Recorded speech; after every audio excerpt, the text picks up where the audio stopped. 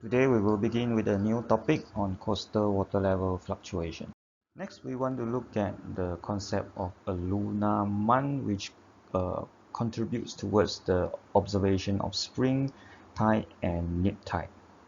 Here we have the sun, and we have the earth over here, E.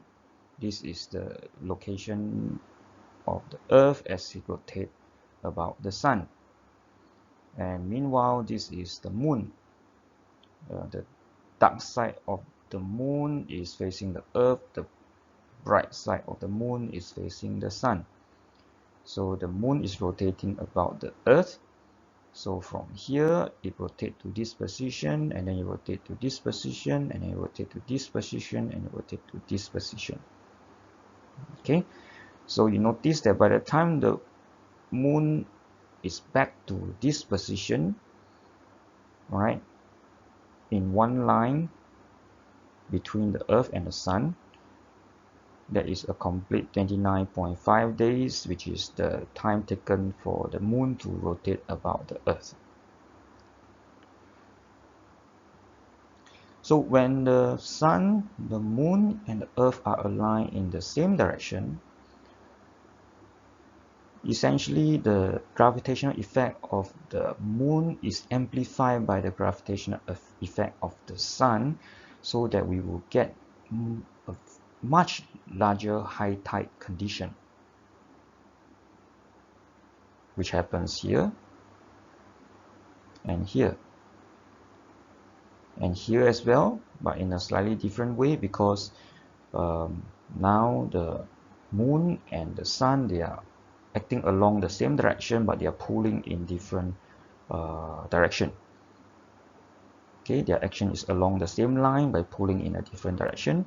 Here their action is along the same line and pulling in the same direction. Meanwhile, when the moon, the earth, and the sun is oriented at the 90°, what happens is that the effect of the moon and the effect of the sun are acting in perpendicular direction, so that it tends to cancel out one another, and as a result of that, we are likely to observe a neap tide, which is a smaller tide than usual. So the same effect is shown here in illustration. This is the sun, this is the moon, this is the earth. When they are aligned, we will have the high tide action along this line, so that this side and this side are in low tide condition. Likewise, when the sun, the earth, and the moon are oriented in this direction, which is this case here, we are also going to get high tide along this direction and low tide here and here.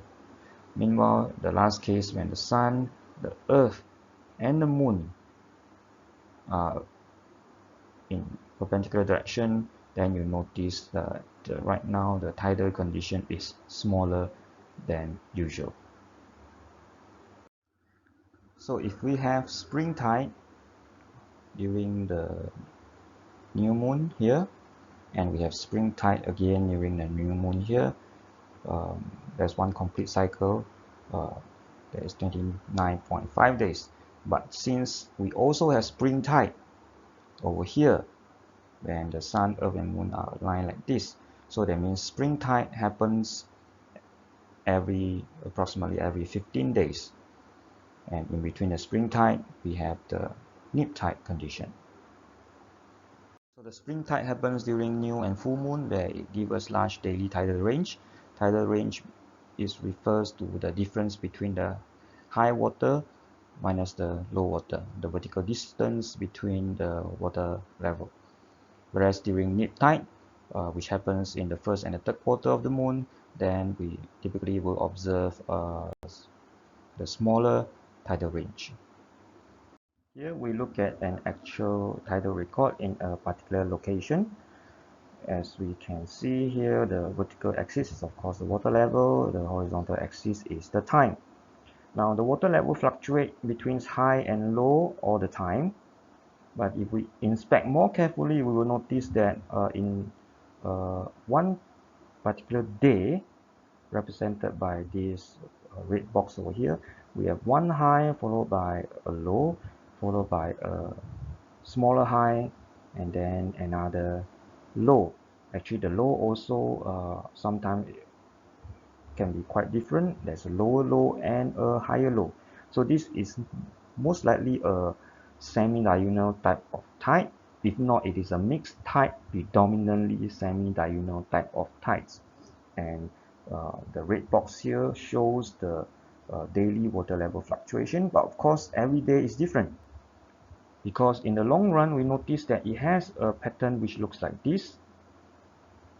Okay, it has an envelope like this, whereby we have spring tide over here, neap tide over here, and spring tide over here, and neap tide over here, and spring tide over here again, whereby spring tide repeats approximately every 15 days, likewise the neap tide.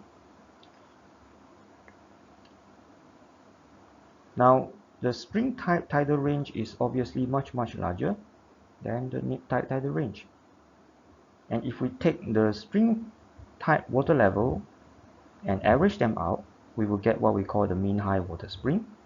Likewise, if we take the neap tide high water level and average them out, we get the mean high water neap. Similarly, we can also get the mean low water neap, which is average of these values here, and the mean low water springs, which are average of the values here. With that, we'd like to introduce the common tidal datum which are used in coastal engineering application. We'll begin with the mean sea level, which is defined as the average height of all tides, average over 19-year period. Now, usually this is taken by averaging out the records